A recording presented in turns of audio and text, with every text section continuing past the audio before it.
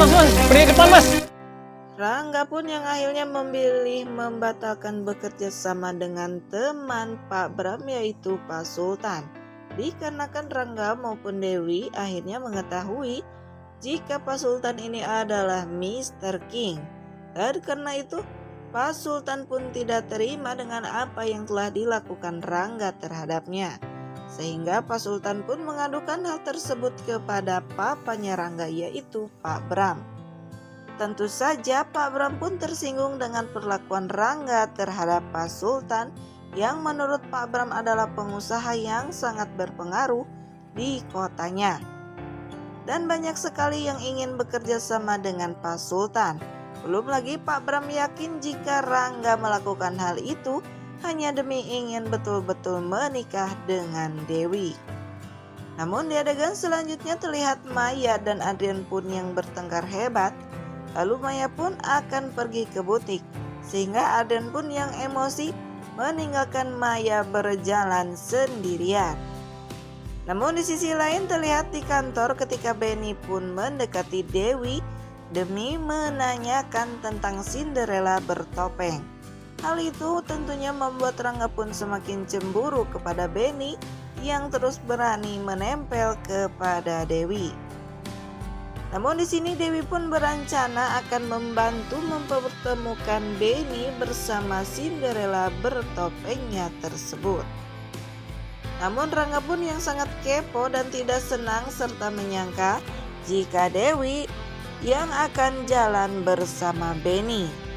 Setelah Benny pergi kembali bekerja meninggalkan Dewi di mejanya bersama Rangga.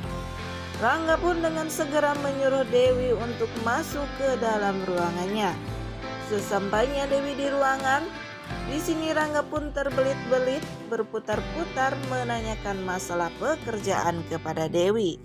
Namun itu hanyalah alasan untuk Rangga menutupi gengsinya terhadap Dewi, karena faktanya Rangga pun yang kepo sekali tentang Dewi yang akan berjanjian pergi berjalan bersama Benny. Namun tentu saja Dewi pun mengerti akan hal tersebut. Lalu Dewi pun di sini mencoba menjelaskan kepada Rangga jika dirinya tidak akan jalan bersama Benny. Namun di sini Dewi pun akan membantu Benny untuk bertemu dengan Cinderella bertopengnya. Yang pada akhirnya Dewi pun meninggalkan Rangga di ruangannya untuk bekerja kembali.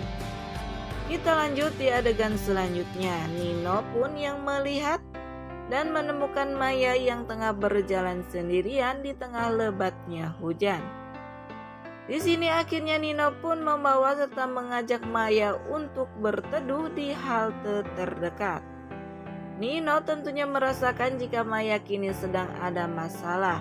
Lalu Nino pun mencoba memberikan masukan dan menenangkan Maya yang tengah kalut dan galau menghadapi masalah rumah tangganya bersama Adrian. Namun tanpa disadari Nino dan Maya ternyata Juan pun melihat kebersamaan mereka.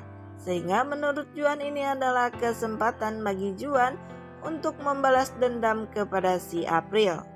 Juan pun akhirnya memotret kebersamaan Nino dan Maya serta mengirimkan foto kebersamaan Nino dan Maya kepada April, sehingga April pun semakin cemburu terhadap Maya. Dan April pun yang tengah bekerja terlihat kaget karena melihat foto yang dikirim oleh Juan, sehingga membuat kopi yang berada di depannya tumpah ke dokumen yang harus ia tanda tangani.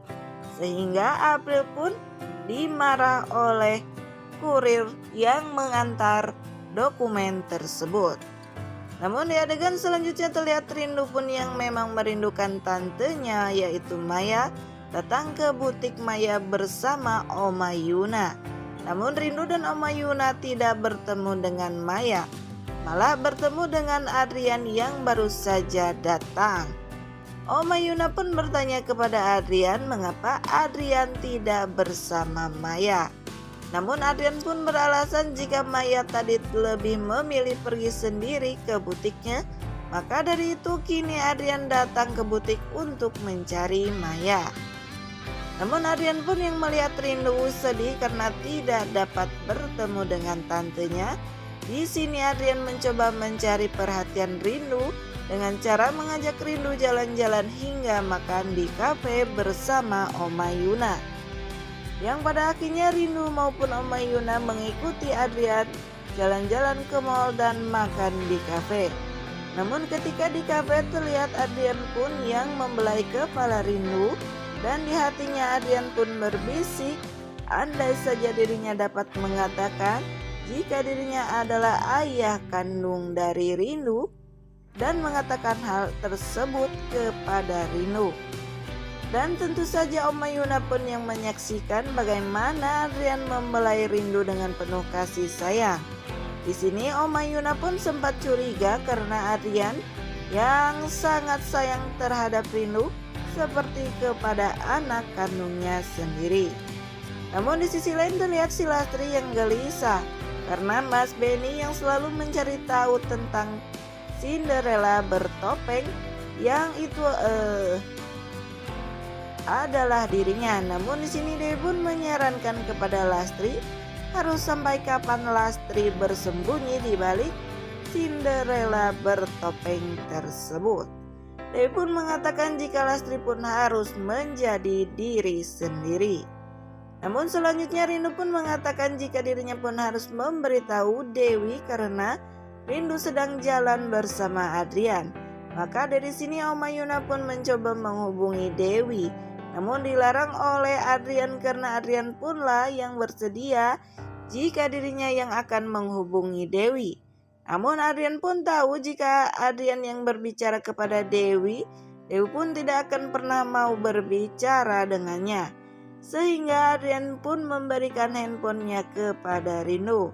Yang pada akhirnya tentu saja Dewi pun murka setelah mengetahui Adrian mendekati dan mengajak Rindu jalan serta makan di kafe.